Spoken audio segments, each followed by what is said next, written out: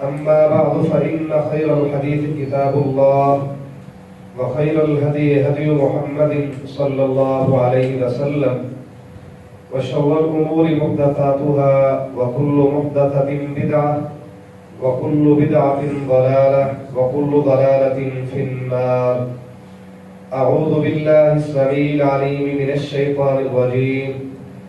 يا أيها الذين آمنوا اتقوا الله ولتنظر نفس ما قدمت لغد واتقوا الله إن الله خبير بما تعملون ولا تكونوا كالذين نسوا الله فأنساهم أنفسهم أولئك هم الفاسقون. رب اشرح لي صدري ويسر لي أمري واحلل عقدة من لساني يفقهوا قولي رب زدني علما رب زدني علما. مختصر حمد و ثنا اور درود و سلام کے بعد اللہ رب العالمین سے دعا ہے قرآن مجید کی جو 2 آیات کریمہ آپ احباب کے سامنے پڑھی، اللہ تعالیٰ ان کا صحیح معنی اور مفہوم بیان کرنے کے بعد پھر ہم سب کو اس پر عمل کی بھی توفیق نصیب فرمائے. قرآن مجید کا ایک اسلوب ہے کہ اللہ تعالیٰ جب ساری کائنات سے خطاب کرنا چاہتے ہیں تو پھر یا ایھا الناس کے الفاظ سے خطاب فرماتے ہیں. مثلا یا ایھا الناس اعبدوا ربکم الذی خلقکم. اور اگر خطاب صرف اور صرف اہل ایمان کو مقصود ہو تو پھر یا ایھا الذین آمنوا کے الفاظ سے اللہ رب العالمین خطاب فرماتے ہیں. اور اگر خطاب صرف کافروں کو مقصود ہو تو پھر یا ایھا الکافرون کے الفاظ سے خطاب فرماتے ہیں، جیسے قل یا ایھا الکافرون لا اعبد ما تعبدون. تو جو آیت کریمہ شروع میں تلاوت کی اس پہ اللہ رب العالمین نے یا ایھا الذین آمنوا کے الفاظ سے خطاب کیا ہے کہ اے ایمان والو. گویا کہ اگلا سبق، آنے والا سبق صرف اہل ایمان کو ہے. اہل ایمان سے خطاب کیا جا رہا ہے. ہر وہ شخص جو اپنے آپ کو مومن کہلاتا ہے، ایماندار کہلاتا ہے، اسی کو سبق ہے. سبق ہے کیا کہ اے ایمان والو اتقوا اللہ، اللہ سے ڈرو، اللہ سے ڈر جاؤ. وَلْتَنْظُرْ نَفْسٌ مَا قَدَّمَتْ لِغَدٍ. اور ہر نفس کو چاہیے کہ وہ غور کرے، دیکھے کہ کل کے لیے اس نے کیا کچھ بھیجا ہے، اس نے کل کے لیے کیا بھیج رکھا ہے.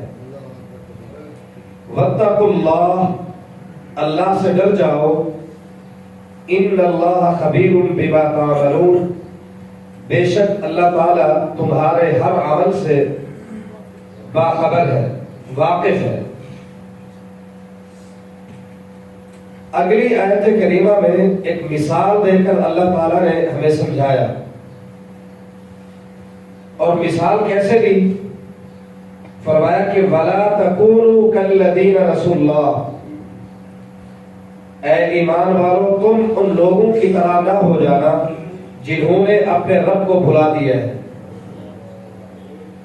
جنہوں نے اپنے رب کو بھلایا تم ان لوگوں کی طرح نہ ہو جانا. کیوں؟ فَأَنْسَاهُمْ أَنفُسَهُمْ. جنہوں نے اپنے رب کو بھلایا اللہ نے ان کی اپنی نفسوں سے انہیں غافل کر دیا. ان کو ایسا غافل کر دیا کہ وہ اپنے نفسوں کو، اپنی جان کو، اپنے آپ کو بھول بیٹھے. اولئک هم الفاسقون. یہی لوگ فاسق اور گناہگار ہیں۔ اب اس مثال میں اللہ رب العالمین نے ہمیں یہ سمجھایا کہ جو لوگ مجھے بھولتے ہیں، جو اللہ کے ذکر سے غافل ہوتے ہیں، اللہ کو بھلا دیتے ہیں، وہ در حقیقت اپنے رب کو نہیں بلکہ اپنے آپ کو بھلا دیتے ہیں۔ اور جو شخص اپنے آپ کو بھلا دے، اپنے آپ کی فکر نہ کرے، وہ شخص اپنے رب کی یاد کیسے کرے گا؟ لمحہ فکریہ یہ ہے کہ اللہ کے ذکر سے غافل ہونا، اس کو بھلا دینا، اپنے آپ کو بھلا دینا ہے۔ لیکن سوال یہ ہے کہ کیا کوئی شخص یہ تصور کر سکتا ہے کہ میں اپنے آپ کو بھول جاؤں گا، میں اپنے آپ کو بھلا دوں گا، میں اپنے آپ کو بھول بیٹھوں گا؟ کیا ایسا تصور ممکن ہے؟ کیا ایسا ہو سکتا ہے کہ کوئی شخص اپنے آپ کو بھلا دے؟ ہاں، ایسا ممکن ہے۔ وہ یوں کہ روئے زمین پر بلکہ ساری کائنات میں اللہ نے کوئی چیز بھی بغیر مقصد کے پیدا نہیں کی، کوئی چیز فضول پیدا نہیں کی۔ ہر چیز کو اللہ تعالیٰ نے ایک مقصد کے تحت پیدا کیا ہے، ایک نظریے کے تحت پیدا کیا ہے۔ آئیے ذرا دیکھیے قرآن مجید، فرمایا کہ اِنَّا جَعَلْنَا مَا عَلَى الْأَرْضِ زِينَةً لَهَا۔ رب العالمین فرماتے ہیں کہ ہم نے زمین پر جو بھی چیز پیدا کی ہے، اس کا بنیادی مقصد زمین کی رونق ہے، زمین کی زینت ہے۔ آپ دیکھیں، زمین پر آبادی نہ ہو، زمین میں کاشتکاری نہ ہو، فصلیں نہ ہو، آبادی نہ ہو، تو یہ زمین چٹیل میدان، یہ خوبصورتی نہیں ہے۔ زمین کی رونق یہ اللہ نے مختلف طرق کے ذریعے اس کو رونق بخشی ہے۔ آپ فصلیں کاشت کرتے ہیں، یہ جتنی بھی چیزیں زمین پر باغات کے حوالے سے یا انسانی آبادی کے حوالے سے، یہ زمین کے لیے رونق ہے، یہ زمین کی زینت ہے۔ تو فرمایا کہ اس کی زمین کی ہر پیداوار کا بنیادی مقصد زمین کی زینت ہے، زمین کی رونق ہے۔ اور دوسرا کیا فرمایا کہ لِنَبْلُوَهُمْ أَيُّهُمْ أَحْسَنُ عَمَلًا۔ دوسرا مقصد یہ ہے کہ یہ ساری زینتیں، یہ ساری رونقیں، یہ ساری خوبصورتی، یہ انسان مد نظر رکھ کر امتحان ہے اس کا کہ کون ہے ان ساری زینتوں رونقوں کے باوجود بھی نیک عمل کر کے آتا ہے۔ تو گویا زمین کی ہر پیداوار کے دو مقاصد اللہ نے بیان کیے، ایک تو زمین کے لیے زینت، زمین کی رونق، دوسرا انسان کے لیے امتحان ہے، آزمائش ہے کہ کون ان ساری چیزوں کے باوجود نیک عمل کر کے آتا ہے۔ بے مقصد نہیں ہے، مقصد کے تحت پیدا کیا ہے۔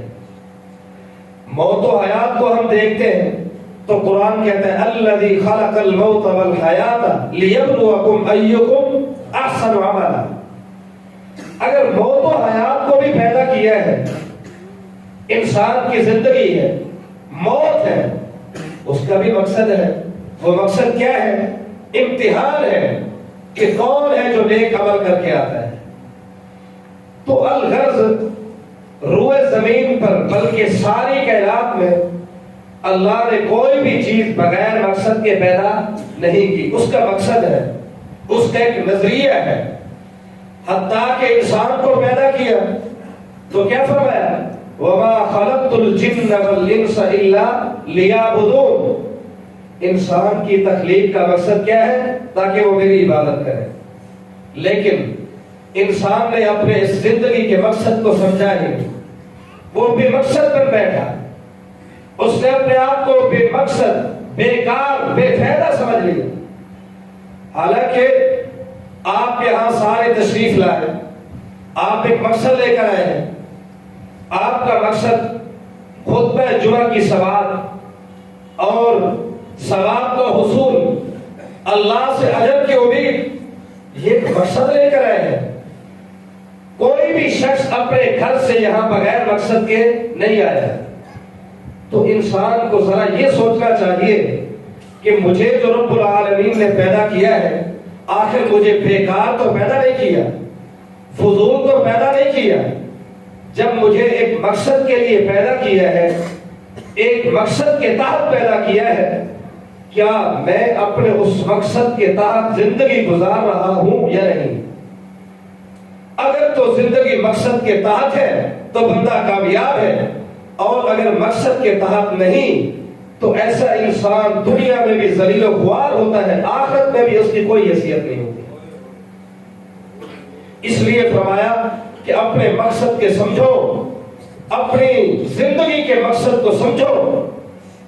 اگر اپنی زندگی کے مقصد کو بھلا بیٹھو گے تو اپنے آپ کو بھلا دیا، تو جو اپنے آپ کو بھلا دے گا وہ کب کامیاب ہو سکتا ہے؟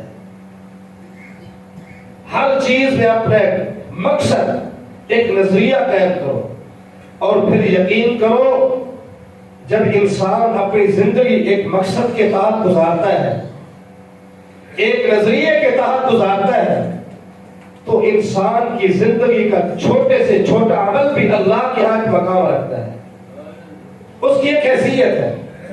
آئیے ایک دو مثالیں آپ کے سامنے رکھتا ہوں۔ ایک معروف حدیث ہے مسلم کی، نبی علیہ الصلوۃ والسلام فرماتے ہیں، حضرت ابو ہریرہ حدیث کے راوی ہے رضی اللہ تعالیٰ عنہ، کہ ایک شخص اپنے گھر سے اگلی بستی، اگلے محلے، اگلی سوسائٹی اپنے بھائی کو ملنے کے لیے اپنے گھر سے نکلتا ہے۔ اپنے گھر سے نکلا اپنے بھائی کو ملنے کے لیے اگلی بستی، اگلے محلے میں، فَأَرْسَلَ اللَّهُ لَهُ عَلَى مَدْرَجَتِهِ مَلَكًا، اللہ نے اس کے راستے پہ ایک فرشتے کو کھڑا کر دیا۔ حالانکہ اللہ جانتا ہے، وہ علام الغیوب ہے، اس کے باوجود بھی اللہ نے اس کے راستے میں ایک فرشتے کو مقرر کر دیا۔ فرشتہ انسانی شکل میں کھڑا ہے، سلام دعا کے بعد فرشتہ سوال کرتا ہے، اَيْنَ تُرِيدُ، کہاں کا ارادہ ہے، کہاں جا رہے ہو؟ وہ انسان جواب دیتا ہے کہ اُرِيدُ أَخَلِّ فِي هَذِهِ الْقَرْيَةِ، اس اگلی بستی میں میرا ایک بھائی ہے، اس کو ملنے جا رہا ہوں۔ خیریت أَلَكَ نِعْمَةٌ تَرُبُّهَا عَلَيْكَ، کیا کوئی کام ہے، کوئی اس کا احسان ہے تیرے اوپر؟ کیا وجہ ہے، کیوں جا رہے ہو؟ تو وہ جواب دیتا ہے کہ انی احببتہ للہ، مجھے اس سے اور کوئی کام نہیں، میں اپنے اس بھائی سے اللہ کے لیے محبت کرتا ہوں، اس لیے وہ اس سے ملنے جا رہا ہوں، کوئی اور مقصد نہیں، صرف یہی ایک مقصد ہے، اس مقصد کے تحت میں اس سے ملنے جا رہا ہوں۔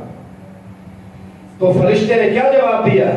تو پھر اگر تو اپنے رب کی رضا کے لیے اپنے بھائی سے ملنے جا رہا ہے تو تیرے لیے بشارت ہے، خوشخبری ہے، فَإِنِّي رَسُولُ اللَّهِ إِلَيْكَ، میں اللہ کی طرف سے تیرے لیے ایک پیغام لے کر آیا ہوں کہ فَإِنَّ اللَّهَ قَدْ أَحَبَّكَ، اگر تو اللہ کی رضا کے لیے اپنے بھائی سے محبت کرتا ہے تو اللہ بھی تجھ سے محبت کرتا ہے۔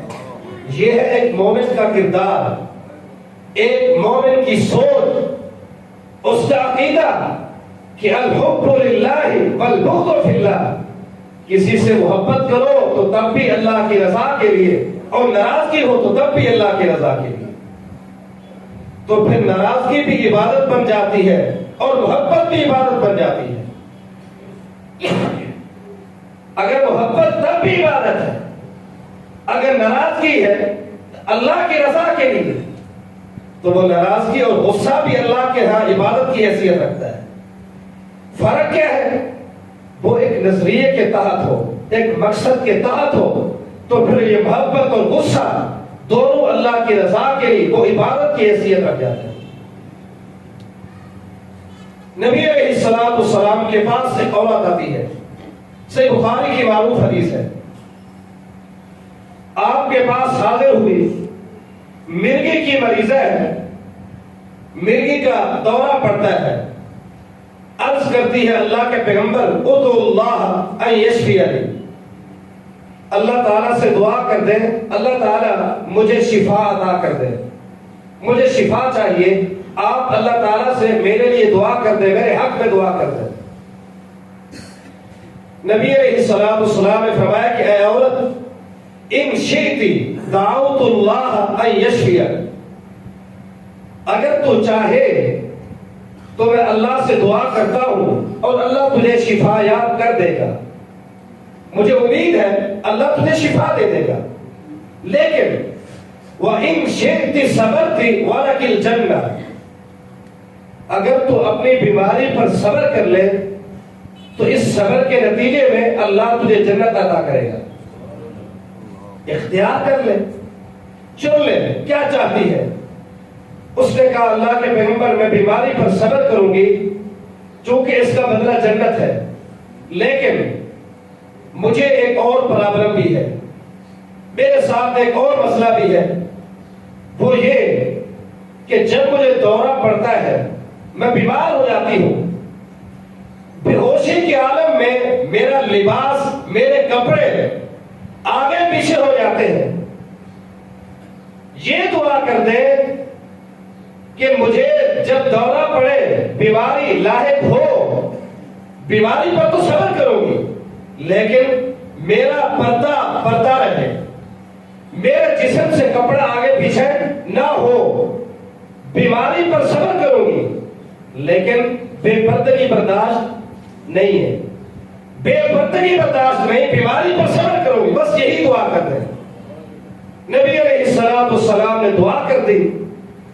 خیر جو بات بتلانا مقصود ہے وہ یہ ایک شرعی مسئلہ ہے کہ جب انسان بے ہوش ہو، بے ہوشی کے عالم میں ہو، چاہے وہ عورت ہی کیوں نہ ہو، اس کا پردہ آگے پیچھے ہو جائے، اس پر گناہ ہے یا نہیں ہے؟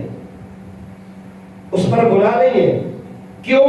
وہ تو مکلف ہی نہیں ہے، وہ تو مکلف ہی نہیں، وہ تو بے ہوش ہے، اس پر گناہ نہیں ہے۔ گناہ تب ہوگا جب تندرستی کے عالم میں اپنے پردے کا خیال نہ رکھا جائے۔ یہی وجہ ہے ہم دیکھتے ہیں کہ آپ ڈاکٹروں کے پاس جاتے ہیں، آپریشن ہوتا ہے یا کئی معاملات ہوتے ہیں تو اس پر گناہ نہیں ہے، وہ مجبوری ہے، وہ تکلف ہے۔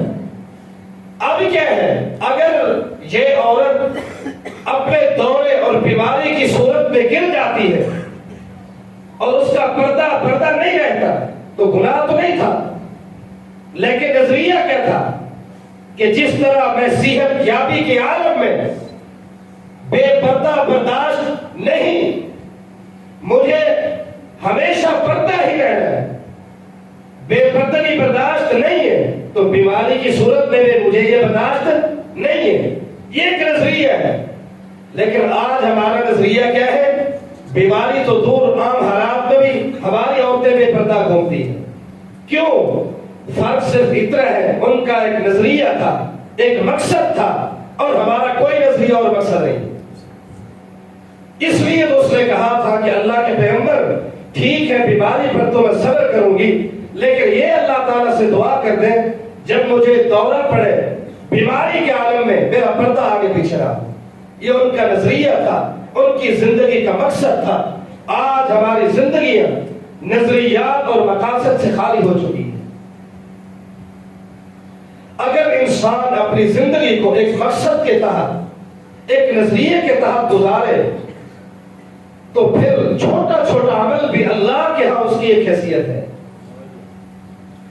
ہم دیکھیں، میں اور آپ، ہم میں سے ہر شخص عموماً ہم عطر کے استعمال کرتے ہیں، عطر لگاتے ہیں، خوشبو لگاتے ہیں، ہر شخص لگاتا ہے۔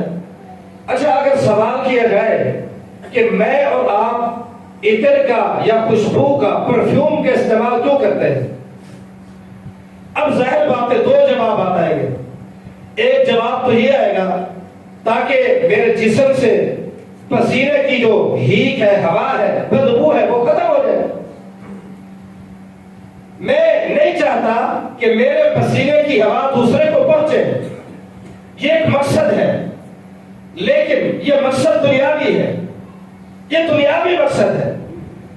تو اس مقصد کے تحت جو شخص عطر استعمال کرے گا، پرفیوم استعمال کرے گا، اس کو ایک ہی فائدہ ہوگا، جو دنیاوی اس کا مقصد ہے وہ دنیاوی مقصد پورا ہو جائے گا۔ لیکن اگر وہی شخص عطر استعمال کرے، خوشبو اور پرفیوم استعمال کرے، اور سوچ یہ ہو، نیت یہ ہو کہ پاک پیغمبر علیہ السلام کو عطر خوشبو پسند تھی، اس لیے اللہ کے پیغمبر کی سنت سمجھ کر میں پرفیوم عطر استعمال کرتا ہوں، تو پھر دو فائدے ہوں گے، ایک ہمارا دنیاوی مقصد بھی پورا ہو جائے گا، اور دوسرا اللہ کے پیغمبر کی سنت پر عمل کرنے کا اللہ اجر بھی عطا کر دے گا۔ لگاتے ہیں، اب سارے لگاتے ہیں۔ فرق کیا ہے؟ فرق صرف نظریے کا ہے، فرق صرف مقصد کا ہے۔ تھوڑا سا ہم نے اپنی نیت کو، اپنے مقصد کو، اپنے نظریے کو چینج کیا، وہی عطر لگانا، وہی خوشبو، وہی پرفیوم ہمارا دنیاوی مقصد بھی پورا کرے گا اور باعث اجر بھی بنے گا۔ اور اگر دنیاوی مقصد رہا تو پھر وہ تو پورا ہو جائے گا، اللہ کے ہاں اس کی حیثیت نہیں ہوگی۔ ابھی ہم مسجد سے باہر نکلیں گے، ہم میں سے ہر بندہ جوتا پہنے گا، ہر ایک پہنے گا، چھوٹا بڑا، کوئی جوان ہے، بزرگ ہے، مرد ہے، عورت ہے، سارے پہنیں گے۔ لیکن ہم نے کبھی اس بات پہ توجہ نہیں دی کہ جوتا پہلے کون سا پہنا جائے، سیدھا یا الٹا؟ پہننا جوتا ہے تو پھر کیا پہلے دایاں یا بایاں؟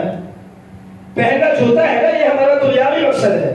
لیکن اگر ہم پہلا پاؤں سیدھا پاؤں پہلے جوتے میں ڈالتے ہیں، اختیار کرتے ہیں، اس نیت کے تحت کہ امی عائشہ رضی اللہ تعالیٰ عنہ فرماتی ہے کہ کان رسول اللہ صلی اللہ علیہ وسلم یعجبہ التیمم فی تنعلہ وترجلہ وطہورہ وفی شانہ کلہ، کہ نبی علیہ السلام اپنے ہر عمل کی ابتدا سیدھی جانب سے کرتے تھے، تو ہمارا جوتا بھی پہنا جائے گا اور اللہ کے پیغمبر کی سنت پر عمل کرنے کا اللہ اجر بھی عطا کرے گا۔ تو اگر انسان اپنی زندگی ایک نظریے اور مقصد کے تحت گزارنے کا عزم کر لے، ارادہ کر لے کہ میں نے اپنی زندگی بے مقصد نہیں گزارنی، کسی نظریے سے ہٹ کر نہیں گزارنی، تو یقین کریں پھر چھوٹے سے چھوٹے کتنے ہی ایسے اعمال ہیں جن کو ہم سنت سمجھ کر ادا کریں گے تو دنیاوی ہمارے مقاصد پورے ہوں گے، اور اس کے ساتھ ساتھ اللہ ہمیں سنت پر عمل کرنے کا اجر بھی عطا کرے گا۔ ابھی ہم نے الحمدللہ پورا ماہ رمضان روزے رکھے، رمضان مبارک میں قیام کیا، قرآن مجید کی تلاوتیں کی، سنی، تو اس رمضان المبارک کو بھی اللہ تعالیٰ نے ایک مقصد کے تحت بھیجا ہے۔ رمضان المبارک کا آنا یہ کسی مقصد سے ہٹ کر نہیں، اس کا بھی مقصد تھا، اور وہ مقصد یہ نہیں تھا کہ اللہ تعالیٰ پورا مہینہ ہمیں سارا دن بھوکا یا پیاسا رکھے۔ بھوکا یا پیاسا رہنا اللہ کو یہ مقصود نہیں تھا۔ مقصود کیا تھا؟ کتب علیکم الصیام کما کتب علی الذین من قبلکم لعلکم تتقون۔ رمضان کے روزوں کا مقصد کیا تھا؟ تاکہ ہم متقی بن جائیں۔ اب ہم میں سے ہر شخص اپنے ضمیر سے سوال کر سکتا ہے، پوچھ سکتا ہے، کیا ہم نے روزے رکھنے کے ساتھ ساتھ ان روزوں کے مقصد کو حاصل کیا ہے یا بے مقصد روزے رکھے؟ ہم نے قیام اللیل ادا کیا ہے، قرآن مجید کی تلاوت، سماعت یا دیگر جتنی بھی عبادات ہم اس ماہ مبارک میں کر سکے، اس میں جو بنیادی طور پر مقصدیت تھی، جو نظریہ تھا، وہ ہمیں حاصل رہا یا نہیں؟ اگر حاصل رہا تو پھر تو مبارکباد کے مستحق ہے، اور اگر نہیں تو پھر ایسے شخص کو اپنی زندگی پر نظر ثانی کرنی چاہیے. اور وہ مقصد کیا تھا؟ کتب علیکم الصیام کما کتب علی الذین من قبلکم لعلکم تتقون، تاکہ تم متقی بن جاؤ. سوال یہ ہے کہ تقویٰ ہے کیا چیز؟ تقویٰ کہتے کسے ہیں؟ تقوی کا مفہوم اور معنی محدثین نے، ائمہ کرام نے، فقہاء نے، صحابہ و تابعین سے کئی طرح سے مروی ہے، لیکن ایک مفہوم آپ کے سامنے پیش کرنے لگا ہوں. وہ یہ ہے کہ انسان دو جواہر سے مرکب ہے. انسان دو جواہر سے مرکب ہے. ایک جوہر ارضی ہے جبکہ دوسرا جوہر سماوی ہے. جوہر ارضی وہ انسانی جسم ہے، چونکہ یہ مٹی سے بنا ہے. انسان کا جسم مٹی سے بنا ہے. اللہ تعالیٰ کا فرمان ہے منہا خلقناکم وفیہا نعیدکم ومنہا نخرجکم تارۃ اخری. انسان کو ہم نے اسی مٹی سے پیدا کیا، اسی مٹی میں دوبارہ چلا جائے گا، اور اسی مٹی سے انسان کو ہم دوبارہ سے کھڑا کریں گے. انسانی جسم جوہر ارضی سے بنا ہے، مٹی سے بنا ہے. اور دوسری اہم چیز جو اس کے اندر ہے، دوسرا جو جوہر ہے، جوہر سماوی، وہ روح ہے. روح آسمان سے آئی ہے. اگر کسی انسان کے اندر روح باقی نہ رہے تو اس کو میت تو کہا جا سکتا ہے، اس کو مردہ تو کہا جا سکتا ہے، اس کو انسان نہیں کہا جاتا. دو ہی جواہر، ایک ارضی دوسرا سماوی، ان دو جواہر سے مرکب انسان ہے. تو ہم پورا سال اس جوہر ارضی، اس مٹی سے بھرے جسم کی پرورش کرتے ہیں، اس کو پالتے ہیں، اس کی تربیت کرتے ہیں. اگر بیمار ہو جائے تو علاج کرواتے ہیں. تو اس کے اندر جو دوسرا بنیادی جوہر ہے، سماوی جوہر، روح، کبھی اس کے بارے میں بھی ہم نے سوچا کہ اس کا علاج کروانا ہے، کمزور ہو جائے تو اس کو طاقت دینی ہے، اس کی تربیت کرنی ہے، اس کی پرورش کرنی ہے، اس کی روحانیت کا، غذا کا اہتمام کرنا ہے. اس کا بھی حق ہے. تقویٰ یہ ہے کہ جہاں آپ اپنے جسم کی تربیت کے حوالے سے، پرورش کے حوالے سے، نشو و نما کے حوالے سے، بیماری کی صورت میں، علاج معالجے کی صورت میں آپ اس کا اہتمام کرتے ہیں، تو بے عین ہی اسی طرح آپ کی روح کا بھی حق ہے آپ اس کی حقوق کو ادا کریں. تو یہ تقویٰ ہے. اب روح قرآن مجید کی ایک آیت کے مطابق قرآن مجید کو عین روح قرار دی ہے. وَكَذَلِكَ أَوْحَيْنَا إِلَيْكَ رُوحًا مِّنْ أَمْرِنَا، اے پیغمبر ہم نے آپ کی طرف وحی روح کو کیا ہے. أَوْحَيْنَا إِلَيْكَ رُوحًا مِّنْ أَمْرِنَا، ہم نے اپنی طرف سے آپ کی طرف روح کو وحی کیا ہے. تو قرآن عین روح ہے. تو اس لیے روح کو طاقت دیتا ہے. ہمارے جسم کی خوراک جو کہ ساری کی ساری مٹی سے آتی ہے. ہم نے دیکھا ہم جو کچھ بھی کھاتے ہیں، جو کچھ بھی استعمال کرتے ہیں، یہ سب کچھ مٹی سے آتا ہے. کیوں؟ اس لیے کہ ہمارا جسم مٹی سے بنا ہے. جب جسم مٹی سے بنا ہے، اس کی غذا کا انتظام بھی اللہ نے مٹی سے کر دیا ہے. اور روح کہاں سے آئی ہے؟ روح آسمان سے آئی ہے. اس روح کی غذا کے لیے، اس کو روحانیت عطا کرنے کے لیے اللہ نے آسمان سے قرآن بھیجا ہے تاکہ اپنی روح کو روحانیت بخشو. اور اگر یہ روحانیت مل گئی تو یقین کرے یہ انسان اپنی زندگی کے مقصد میں کامیاب ہے اور آخرت میں بھی کامیابی مقدر ہے. یہ ہے تقویٰ.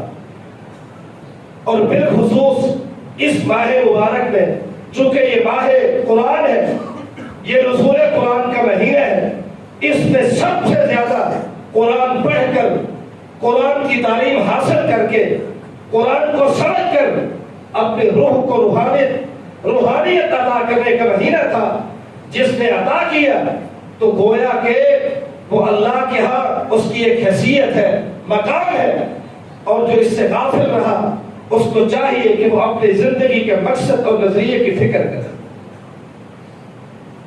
یہ ایک مقصد تھا اس ماہ مبارک کا، اور اگر ہم حاصل کر چکے تو مبارکباد کے مستحق ہے، اور اگر پیچھے رہ گئے تو ابھی بھی چند لمحات باقی ہیں۔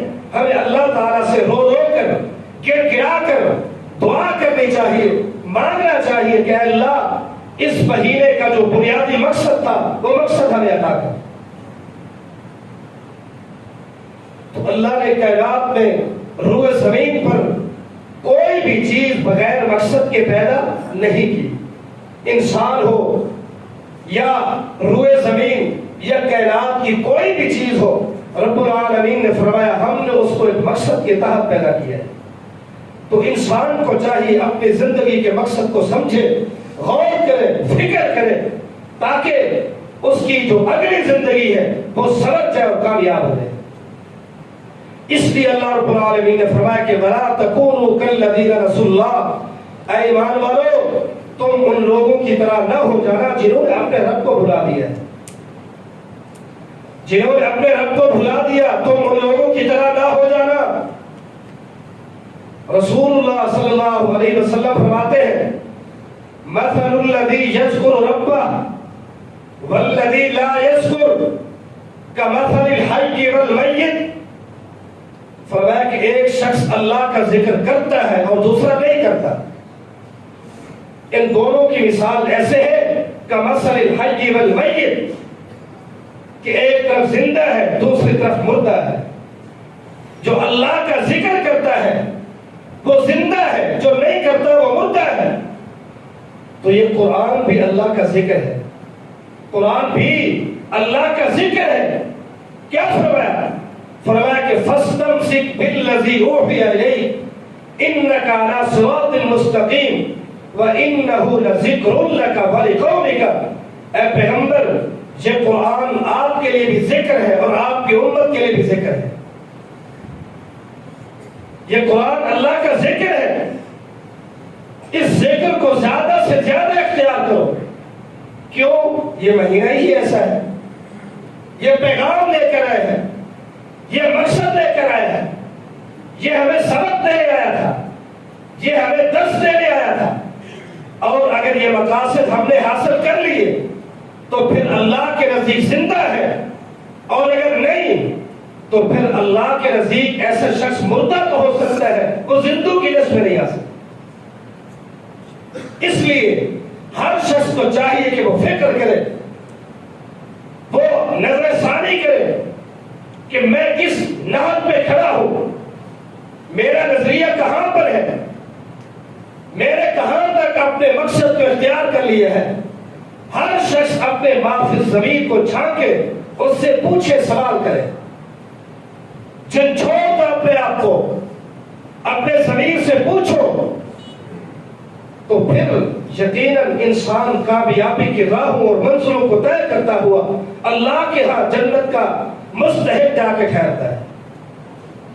بہرحال جو گزارشات میں نے آپ احباب کے سامنے کی، اللہ رب العالمین سے دعا کرتے ہیں کہ اللہ تعالیٰ ہمیں جو سنا اور سنایا اس پر عمل کرنے کی توفیق نصیب فرمائے، اور بالخصوص چونکہ یہ مہینہ ماہ قرآن کے نام سے، نزول قرآن کے نام سے موسوم ہے، اس لیے ہمیں اس ماہ مبارک میں زیادہ سے زیادہ قرآن مجید پڑھنا تھا، سننا تھا، سمجھنا تھا، اور اس کے ساتھ ساتھ ہمیں اپنے آپ کو یہ بھی سبق دینا ہے، یہ درس دینا ہے کہ انشاءاللہ آئندہ کے لیے، اپنے مستقبل کے لیے اپنے بچوں کو اس قرآن مجید کی تعلیم دلوائے۔